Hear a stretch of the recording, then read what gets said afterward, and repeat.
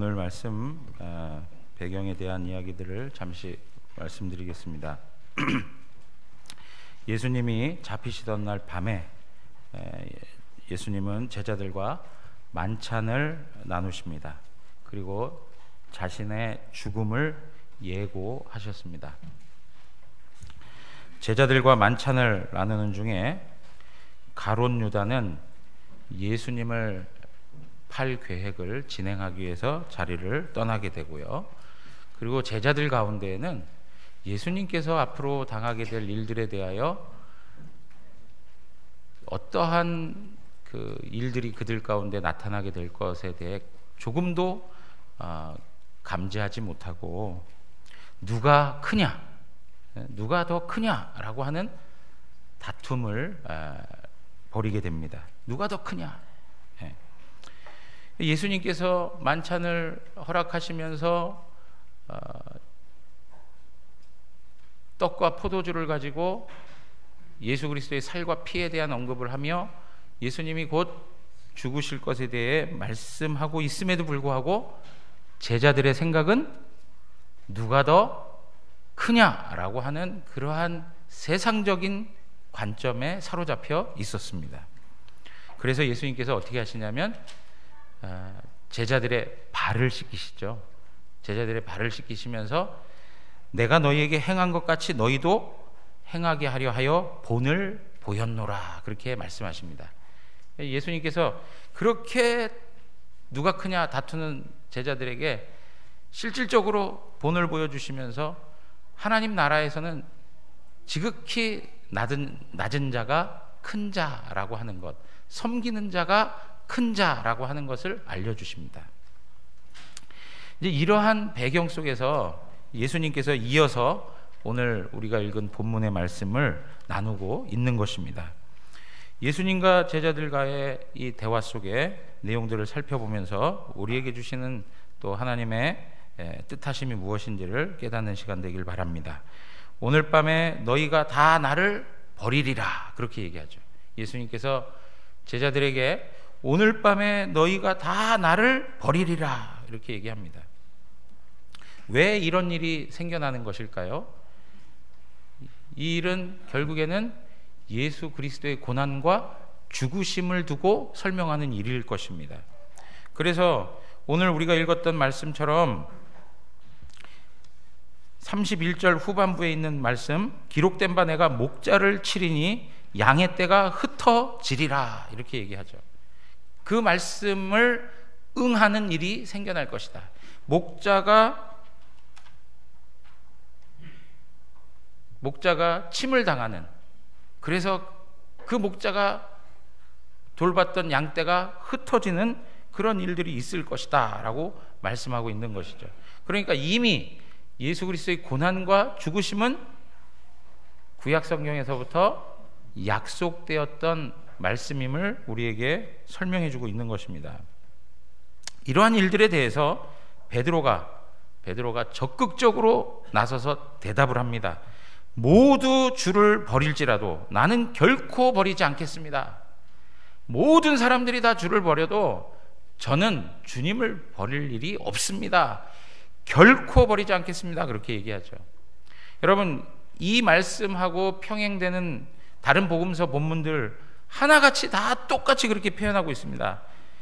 마가복음 14장에서도 보면 다 버릴지라도 나는 그렇게 하지 않겠습니다, 이렇게 얘기합니다. 누가복음 22장 33절에서는 뭐라고 얘기하냐면 주여 내가 주와 함께 오게도 죽는 데에도 가기를 각오하였나이다, 그래요. 자기 각오를 이야기해요. 자기가 얼마나 큰 결의를 가지고 주님을 따라가고 있는지를 설명하고 있어요. 감옥에도 가고 죽는 데까지라도 내가 주님을 떠나지 아니하고 내가 주님과 함께 하겠습니다, 이러한 각오를 드러내는 것입니다. 요한복음 13장 37절에 보면 뭐라고 얘기하느냐, 베드로가 이르되 주여 내가 지금은 어찌하여 따라갈 수 없나이까, 주를 위하여 내 목숨을 버리겠나이다. 내 목숨을 버리겠나이다, 그렇게 얘기합니다. 모든 평행된 복음서에서 똑같이 베드로의 각오와 결의를 말해주고 있습니다. 결코 주님 떠나지 않겠다는 거예요. 결코 떠나지 않는다. 여러분, 결코라고 하는 말이 가지고 있는 의지적 표현 다 아시잖아요. 그죠? 결코 조금도 용납하지 않겠다. 주님하고 떨어지는 거에 대해서 조금의 틈도 생겨나지 않을 것처럼 주님을 끝까지 따라갈 것에 대한 강한 의지를 피력하는 거예요. 그러면서도 다른 사람은 다 버릴지라도 어떤 마음입니까? 자기 우월감이죠. 자기 우월감. 다른 사람들은 다 포기한다 하더라도 나만은 그렇지 않습니다 라고 하는 자기 교만인 것이죠. 사실은. 그럼에도 불구하고 베드로의 그 마음만큼은 우리는 이해해 줄 수 있는 거예요. 그렇게 얘기했더니 베드로가 그렇게 분명하게 다 떠날지라도 난 떠나지 않습니다 라고 이렇게 분명하게 얘기하는 것 이상, 그거보다 더 강조하여 주님께서 분명하게 이야기하는데 뭐라고 얘기해요? 34절에 보니까 오늘 밤 닭 울기 전에 내가 3번 나를 부인하리라, 그렇게 얘기해요. 여러분, 34절 이 이야기를 베드로에게 하기 전에 마태는 뭐라고 표현하고 있습니까? 예수님이 뭐라고 표현하고 있습니까? 내가 진실로 이렇게, 내가 진실로 내게 이르노니, 그래요. 진실로라고 하는 말 뭐예요? 정말 마음의 중심을 실어서 얘기하는 거예요. 결코 주님 떠나지 않겠습니다 하는 베드로에게 진실로 얘기하는데 너 3번 나를 부인할 거야, 그렇게 얘기하는 거예요.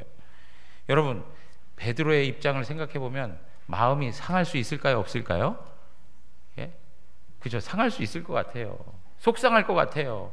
아니, 내가 그렇게 주님 따라간다고 얘기하면 그냥 그러냐 하고 그냥 받아주면 되는데 계속 3번 부인한다고 얘기하면서 그냥 무시해버리는 것 같은 그러한 이야기를 듣는 거예요. 여러분, 16장에서도 그런 경험이 있어요. 16장에 보면 어떤 일이 있습니까? 예수님께서 이제 순환을 예고합니다. 나는 고난당하고 죽을 거야. 그러니까 베드로가 뭐라고 해요? 주님, 당신에게 절대 그런 일이 없습니다. 그런 일이 있어서는 안 되는 것이죠 하고 가로막아서요. 그러니까 예수님께서 뭐라고 그래요? 사단아, 내 뒤로 물러나라, 이렇게 얘기해요. 사단아 라고 책망을 하시면서 뒤로 물러가라고 이야기해요. 너가 하나님의 일은 생각지 아니하고 도리어 사람의 일만 생각했다, 그러면서 책망을 하는 거예요. 아니, 예수님 좋으라고 예수님 편들어서 이야기했는데 어떻게 예수님께서 그렇게 면박을 줄 수 있을까? 그런 생각 안 드십니까? 네? 예를 들면 제가 여기에 있는 우리 죄송합니다만 정승아 집사님 앉아 계시니까요, 말씀드립니다. 정 집사님한테 뭐 하는데요? 사탄 같은 행동하지 마십시오. 뭐 예를 들면 막 그런 얘기를 했다고 해봐요. 그러면 마음에 얼마나, 그죠? 속상함이 있겠어요. 아니, 목사님 말씀을 해도 어떻게 그렇게 얘기를 하나? 정말 인격적으로도 안 된 목사네. 뭐 별 이런 여러 생각들 할 수 있잖아요. 마음의 속상함이 생겨날 수 있는 거예요. 무시당하는 것 같고 말이죠. 여러분, 이러한 모습처럼 베드로의 입장이 바로 그런 거예요. 예수님께서 그렇게 얘기해 주시면 그 이야기가 뭔가를 깊이 생각해 보고 자기 자신이 주님과의 대화를 이어갈 수 있었으면 좋았을 텐데 그러지 아니하고 어떻게 해요? 끝까지 자기 자신의 뜻을 전합니다. 그러니까 35절 중반에 뭐라고 얘기해요? 내가 주와 함께 죽을지언정 주를 부인하지 않겠습니다, 그래요. 내가 죽더라도 주님만큼은 부인하지 않습니다. 내가 이거 하나만큼은 내가 확실히 지킵니다. 내가 남자로서 이거 하나만큼은 확실히 지키죠. 내가 주님의 제자로서 이것만큼은 내가 지키면서 살아가겠습니다 라고 하는 것일 거예요.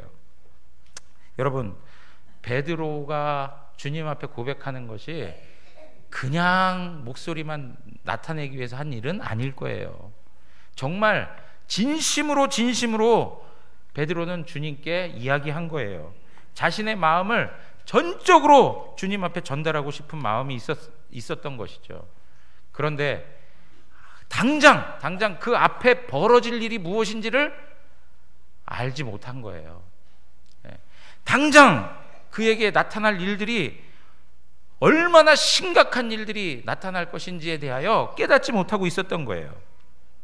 예수님이 십자가에서 고난당하고 죽어야 된다라고 하는 그 말씀을 들었지만 그것이 어떤 방식으로 이루어질 것에 대하여 잘 알지 못했던 거예요. 그리고 그 말씀이 그들의 마음 가운데, 그들의 귀 가운데 들려지지도 않은 거예요. 왜요? 그들은 뭐에 완전히 사로잡혀 있어요? 자신들의 욕망, 자신들의 야망, 자신들의 소원, 자기들이 기대하는 것. 그러니까 어떻게 합니까? 앞으로 곧 죽으셔야 할 주님 앞에서 서로가 싸우면서 누가 더 크냐? 내가 더 잘났다. 네가 더 잘났냐? 내가 더 크고 내가 더 높다. 이러한 우월감을 나타내는 싸움을 하고 있는 거예요. 이러한 모습 속에서 그들의 마음에 무엇이 담겼는지를 볼 수 있는 것이죠. 주님의 나라와 주님을 위한다라고 얘기하면 이렇게 할 수가 없는 것이죠. 근데 그들 마음 가운데 온통 사로잡고 있는 마음이 바로 그런 것밖에 없는 거예요. 예수님에 대해서 신뢰하는 마음은 있는 거죠. 예수님이 말씀하신 거에 대해서 무엇인가 일어날 것이다 라고 하는 것에 대한 막연한 어떤 그 예상 이런 건 할 수 있겠죠. 그러나 이렇게 정말 예수 그리스도가 고난을 당하고 죽어야 되는 그러한 일들이 벌어질 것이라고는 조금도 생각하지 못하는 거예요. 오히려 예수님을 통해서 세상 권세를 얻고 이스라엘의 영광을 회복하고 그들이 존귀한 자리에 앉아가지고 세상 사람들이 부러워할 만큼 번영과 성공과 그 형통의 복을 누리는 그러한 상상만을 꿈꾸고 있었던 것이죠. 그렇기 때문에 예수님이 고난당하고 예수님이 십자가에 죽는다는 것에 대해서 감이 오지 않는 거예요. 감이 오지 않아요. 여러분, 오늘도 마찬가지입니다. 우리의 생각이요, 하나님하고의 관계가 없으면 아무리 말씀이 선포되고 들려져도요 아무 관심이 없어요. 지금 생각도 다 딴 데가 있을 수 있어요. 우리의 마음에 무엇을 담고 있는가가 굉장히 중요한 거예요.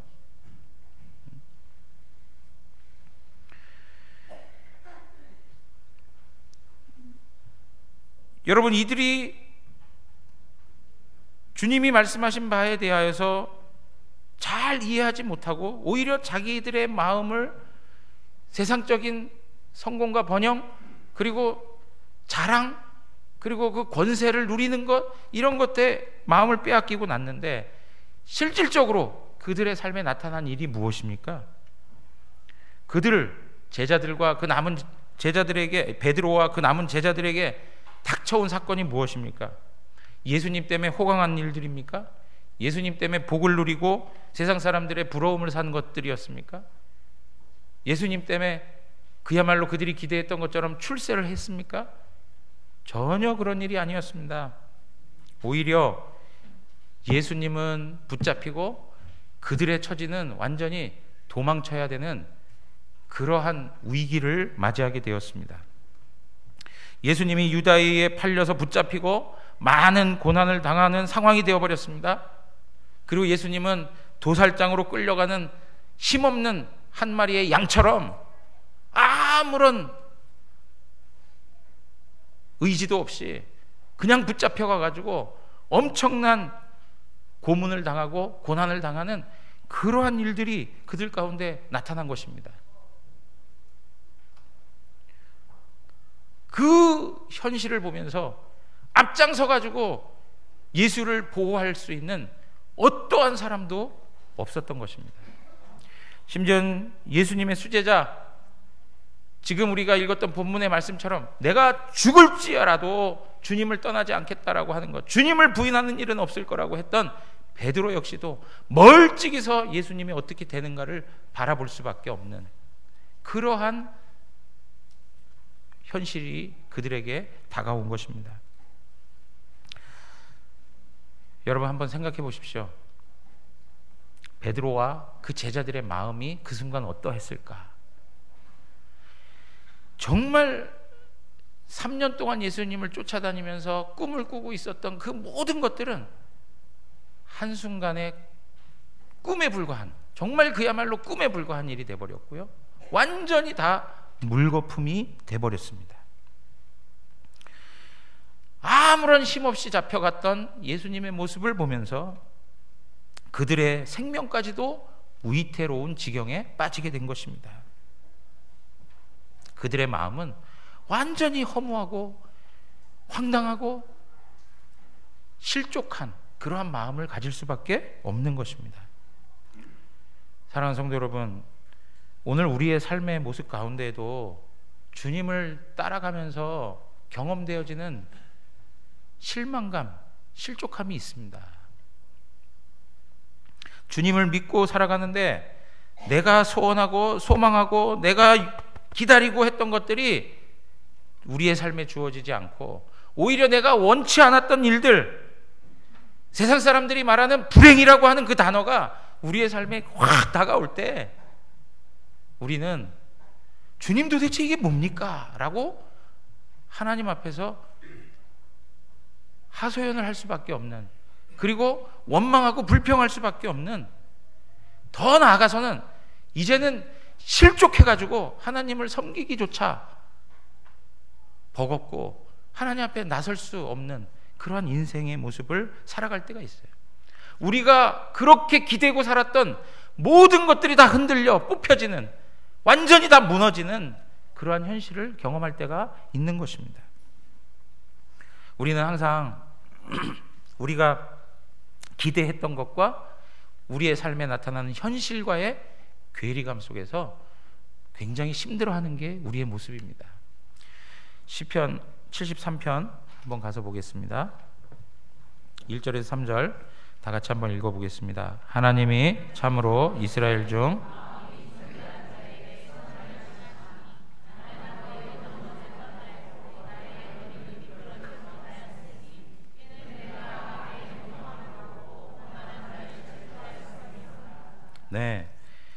이스라엘 중에 마음이 정결한 자에게 선을 행해 주시는 게 바로 자기가 알고 있는 하나님에 대한 지식이에요. 하나님은 마음이 정결한 자들에게 복을 주시는 분이라는 생각을 갖고 있었어요. 근데 삶의 현실을 보니까 마음이 정결하고 하나님 앞에 정직한 의인들은 인생이 풀리는 것 같지가 않아. 그리고 오히려 악인들이 더 잘 돼. 악인들이 세상에서 떵떵거리면서 자기들의 목을 뻣뻣이 세워놓고 자기들이 생각했던 것 이상 삶을 누리면서 살아가더라는 거예요. 이러한 현실을 보니까 자기 마음이 어떻게 됐다고요? 완전히 무너져 버리는 거예요. 실족할 뻔한 거예요. 실족할 뻔한 거예요. 완전히 미끄러 자빠졌다는 이야기를 하고 있는 거예요. 여러분, 이 모습이 누구의 모습입니까? 바로 베드로와 제자들의 모습이고 우리들의 모습 아닙니까? 우리들의 모습. 우리가 그렇게 삶을 살아가는데 실망하고 실족하고 모든 것들의 어떤 의미를 다 잃어버린 채 이제 살아가는 것조차 무의미한 헛되고 헛된 그러한 인생이라고 생각하고 그냥 하루하루를 버텨가면서 사는 그런 모습들도 있어요. 여러분, 이것이 바로 인생에 찾아오는 시험거리인 것이죠. 시험거리. 여러분, 우리 그런 말 많이 쓰잖아요. 시험 들었다. 그런 말 씁니까? 안 씁니까? 예? 우리 대구 영화교회 성도님들은 시험이라고는 아무 관계도 없는 분들처럼 그거 좋아요. 좋아요. 근데 끊임없이 우리에게 도전해오는 어둠의 권세들이 있는 거예요. 이 말씀하고 평행구절 그 누가복음 22장 31절에 보면 이 본문을 두고 이야기하면서 어떻게 이야기하냐면 이렇게 표현하고 있어요. 시몬아 시몬아 보라, 사탄이 너희를 밀가부르듯 하려고 요구하였으나, 그래요. 사탄이 너희를 요구했다는 거예요. 밀가부르듯 하려고, 완전히 흔들어 버리려고 너희를 요구했다는 거예요. 우리가 신앙생활 하면서 사단의 권세들이 끊임없이 우리의 신앙의 내용들을 무너뜨리고 우리의 마음을 흔들기 위해서 다양한 방식으로 다가오고 있는 거예요.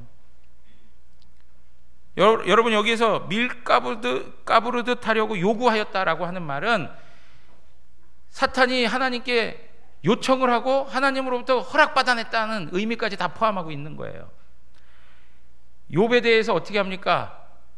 욥이 그렇게 믿음이 좋다고요? 욥이 그렇게 의인이라고요? 하나님, 저에게 고난을 주십시오. 내가 욥을 한번 흔들어 보겠습니다. 그래서 하나님께서 욥에게 허락해 주세요. 생명만 건드리지 말고 너가 다 한번 해봐라. 그렇게 허락해 주듯이 지금 오늘 이 본문 속에서도 사탄이 하나님께 요구한 거예요. 내가 한번 흔들어 보겠습니다. 사랑하는 성도 여러분, 신자가 놓여있는 삶은 영적 전쟁입니다. 영적 전쟁이에요. 사단은 끊임없이 우리에게 다가와 우리를 무너뜨리게 하기 위한 여러 가지 일들을 일삼고 있는 거예요. 그러니까 신앙생활 하다 보면 영적으로 즐겁고 기쁘고 부흥의 시기를 경험하면서 하나님 앞에 감사함으로 살기도 하지만 어떨 때는 침체되어지고 신앙도 재미가 없고 지루하고 내가 이 신앙생활을 왜 하는가 하는 그런 생각이 들 때가 얼마나 많습니까? 그것이 우리 인생에 찾아오는 신앙의 위기인 것이죠. 시험인 것이죠.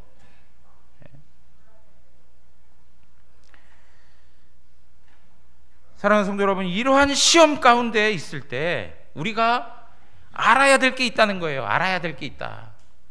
우리가 이러한 영적인 도전들을 맞대어서 아무런 힘없이 무기력하게 주저앉아 있을 때에 베드로와 제자들이 경험했던 이 황당하고 허무한 이러한 일들을 경험할 때와 같이 우리 인생 속에 정말 흔들리는 시험이 있고 마음이 무너져 내리고 고통이나 시험으로 인하여서 우리의 마음이 완전히 주저앉아 버렸을 때 우리가 생각하고 알아야 될 게 있다는 거예요.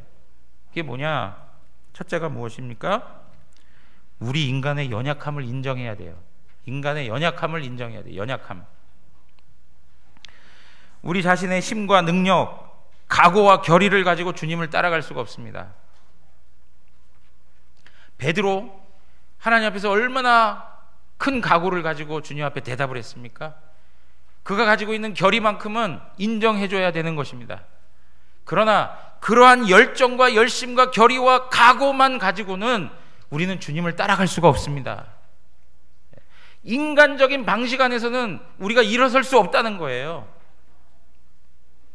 우리가 진정으로 일어날 수 있는 것은 우리의 연약함을 인정하고 살아계신 하나님을 의지하는 것입니다.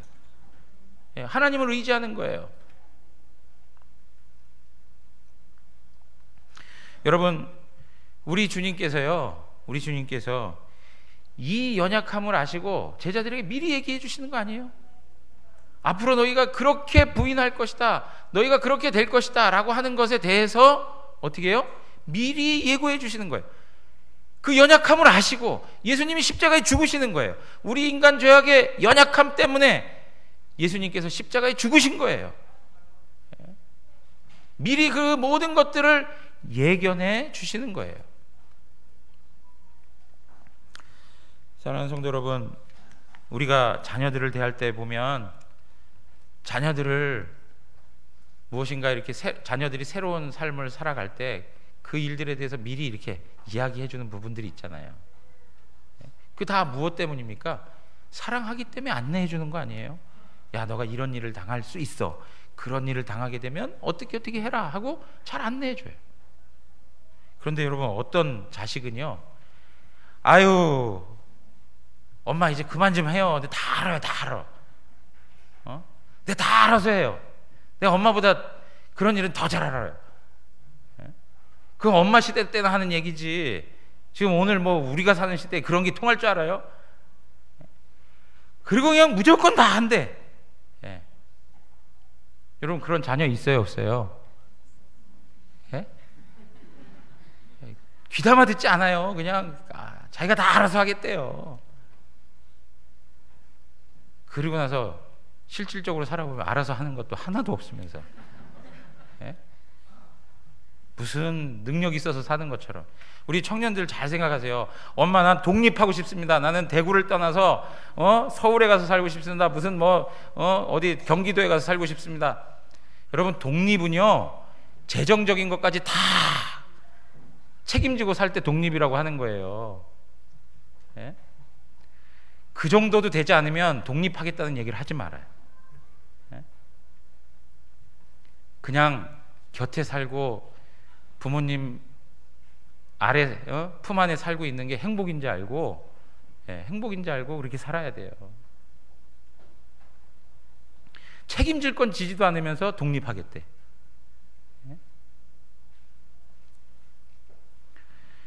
여러분 마찬가지입니다. 우리 주님께서 우리에게 우리의 연약함을 아시고 다 안내해 주시는 거예요. 그럴 때 주님 저 연약해요. 그리고 주님의 말씀을 들어야죠. 주님의 말씀 들어야죠. 그러면서 우리의 연약함을 도우시는 하나님을 의지해야죠. 그것이 우리가 이 영적 전쟁에서 승리하는 비결이에요. 두 번째는 무엇입니까? 예수 그리스도는 연약한 우리를 위해 십자가에서 죽으시고 부활하셨습니다. 예수 그리스도께서 우리에게 말씀하신 오늘 말씀 보시면 32절 말씀 보시면 그러나 내가 살아난 후에 너희보다 먼저 어떻게 해요? 갈릴리로 가리라 그렇게 말씀하셨습니다. 내가 살아난 후에 그렇게 얘기해요.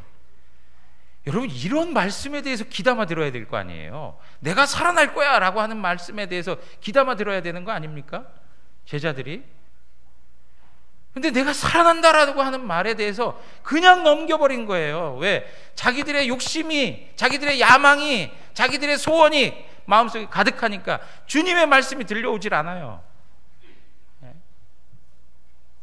내가 살아난다, 살아난다. 사랑하는 성도 여러분, 예수님께서 십자가에 고난당하시고 죽으시지만 그것 때문에 모든 제자들이 흩어지는 일들을 경험합니다. 그러나 그 제자들은 주님께서 하신 말씀을 기억하고 주님이 반드시 살아날 것을 바라보면서 갈릴리로 가 있어야죠.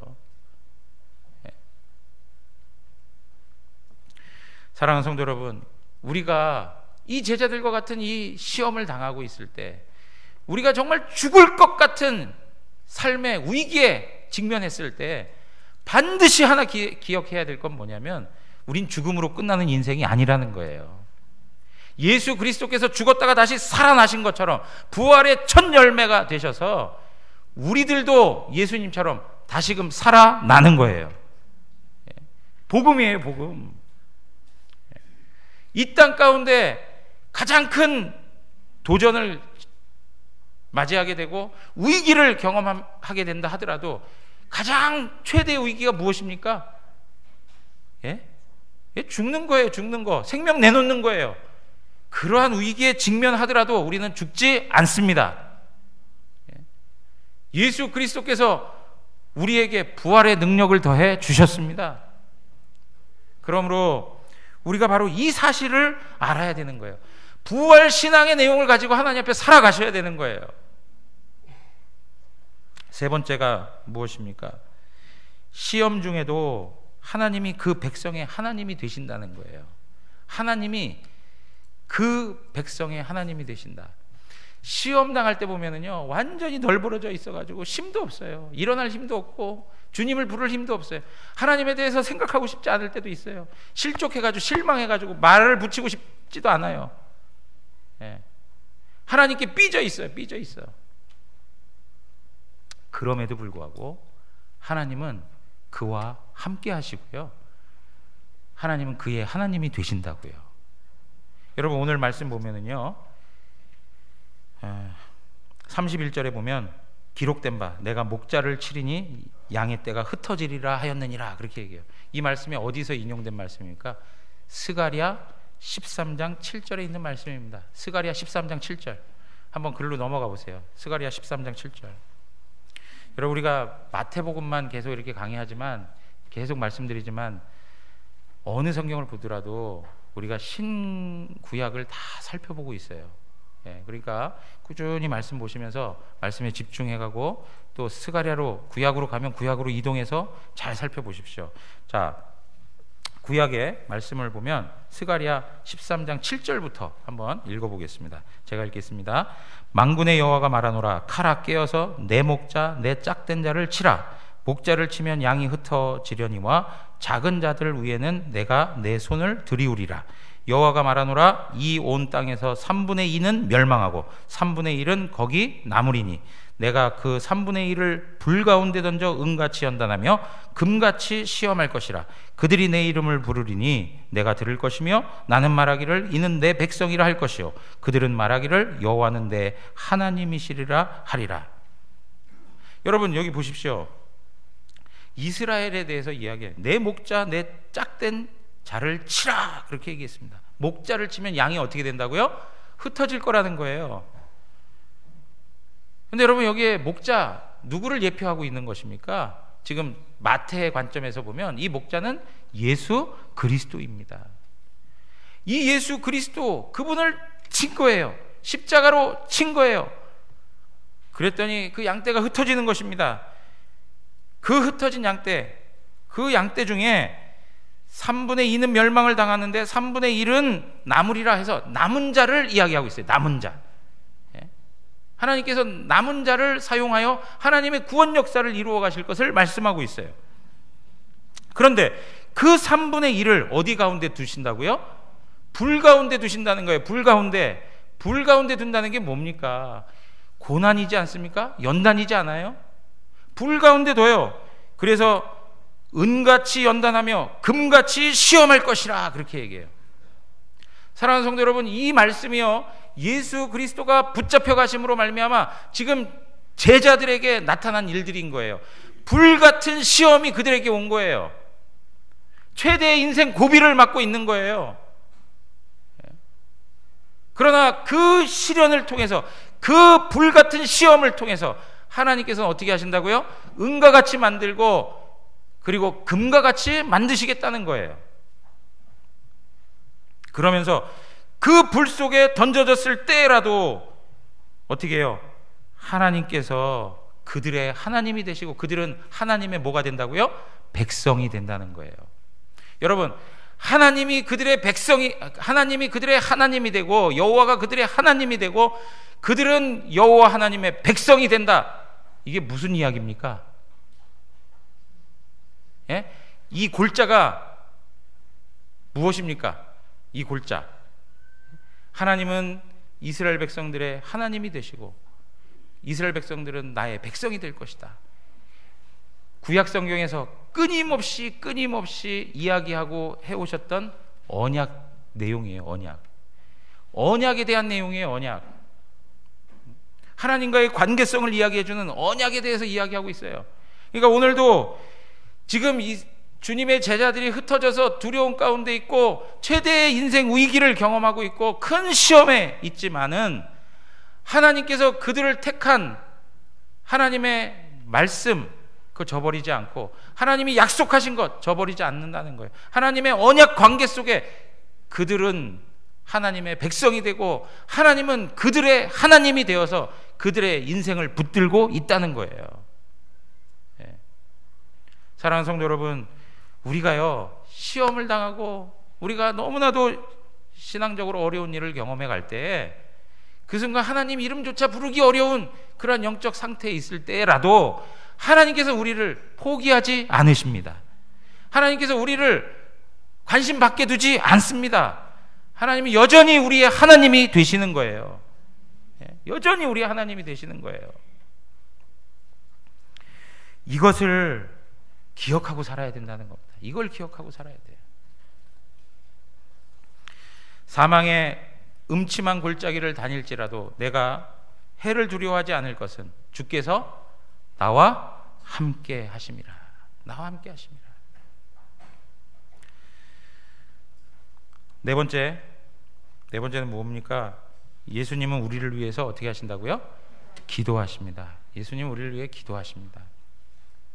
누가복음 읽었던 말씀 중에 31절에 32절 보면 시몬아 시몬아 보라 사탄이 너희를 밀가 부르듯 하려고 요구하였으나 이렇게 얘기합니다.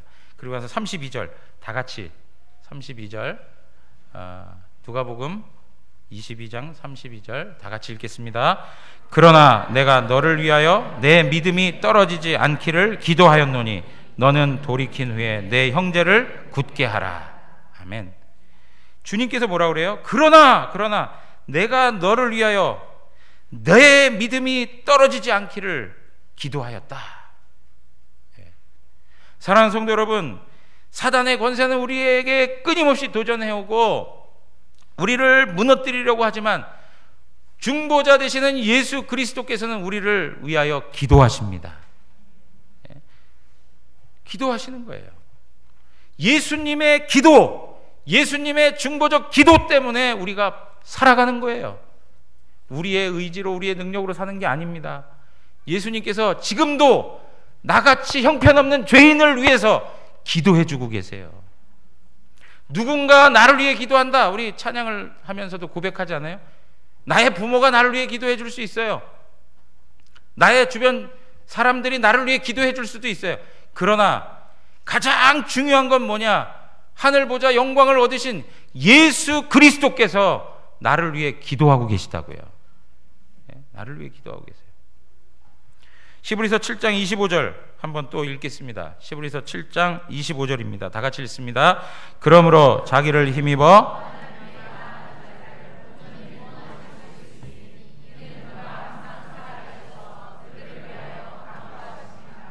아멘. 자기를 힘입어 하나님께 나아가는 자들을 온전히 구원하실 수 있다. 여러분 믿으십니까? 하나님 구원해 주세요.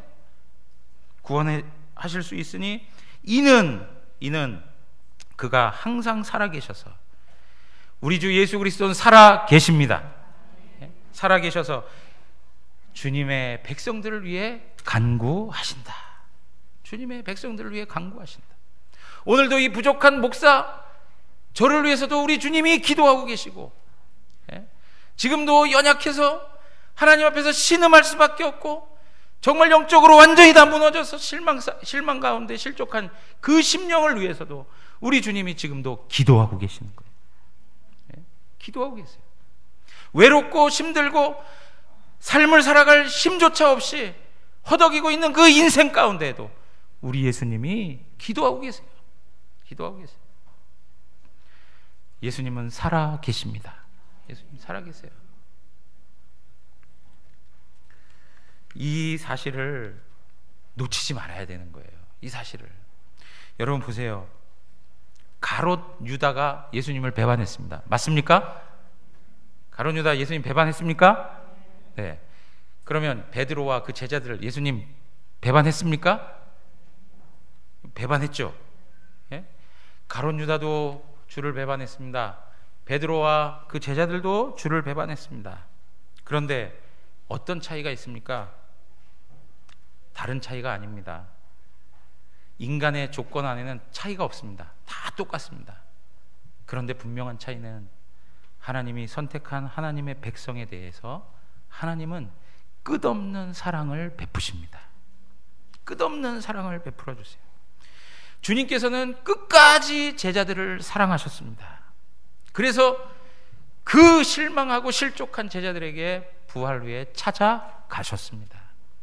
하나님이 찾아오시는 그 은혜, 하나님께서 끊임없이 그 백성들을 품으시는 그 은혜, 죄악 가운데 빠져서 지옥 문 곁에까지 가는 인생일지라도 끝까지 찾아가셔서 건져내시는 하나님의 은혜, 그것이 있었기 때문에 그들이 세워질 수 있는 것입니다. 사랑하는 성도 여러분, 하나님은 우리를 죽기까지 사랑하십니다. 죽기까지 사랑하세요. 삶을 흔드는 우리의 신앙의 모든 기반이 무너져 버릴 정도의 그런 영적 도전과 그런 싸움 속에서 아무런 힘 없이 쓰러져 있을 때 우리 하나님만이 우리의 도움이 되십니다. 오직 하나님만이 우리의 도움이 되세요. 시편 121편 한번 읽어봤으면 좋겠어요. 시편 121편. 내가 산을 향하여 눈을 들리라. 나의 도움이 어디서 올까? 나의 도움은 천지를 지으신 여호와에게서로다. 여호와께서 너를 실족하지 아니하게 하시며 너를 지키시는 이가 졸지 아니하시리로다. 이스라엘을 지키시는 이는 졸지도 아니하시고 주무시지도 아니하시리로다. 여호와는 너를 지키시는 이시라. 여호와께서 내 오른쪽에서 내 그늘이 되시나니 낮의 해가 너를 상하게 하지 아니하며 밤의 달도 너를 해치지 아니하리로다. 여호와께서 너를 지켜 모든 환난을 면하게 하시며 또 내 영혼을 지키시리로다. 여호와께서 너의 출입을 지금부터 영원까지 지키시리로다. 아멘. 하나님만이 도움이 되십니다. 그리고 하나 분명하게 또 기억해야 할 것, 로마서 8장 38절 39절 우리 한 번 더 다 같이 읽도록 하겠습니다. 내가 확신하노니 사망이나 생명이나 천사들이나 권세자들이나 현재일이나 장래일이나 능력이나 높음이나 깊음이나 다른 어떤 피조물이라도 우리를 우리 주 그리스도 예수 안에 있는 하나님의 사랑에서 끊을 수 없으리라. 아멘. 어느 것도 우리를 하나님 사랑에서 끊을 수 없습니다. 사랑하는 성도 여러분, 우리는 그렇다면, 이 은혜를 받고 이 복음의 영광을 누리며 살아가고 있다면 우리는 어떻게 해야 할까요? 오늘 우리가 읽었던 말씀처럼 32절에 내가 살아난 후에 너희보다 먼저 갈릴리로 가리라 그랬습니다. 내가 먼저 갈릴리로 가리라. 갈릴리가 어떤 곳입니까? 예수 그리스도의 복음이 선포됐던 자리였습니다. 예수 그리스도의 복음이 왕성하게 일어났던 현장이었습니다. 사랑하는 성도 여러분, 오늘 하나님께서 우리에게 무한한 사랑을 부어주십니다. 그 사랑을 받아 복음이 무엇인지를 깨닫고 살아가는 그 복음의 능력 가운데 있는 성도라면 우리가 다시금 삶의 현장에서 복음을 외치는 자로 살아가야 될 줄 믿습니다.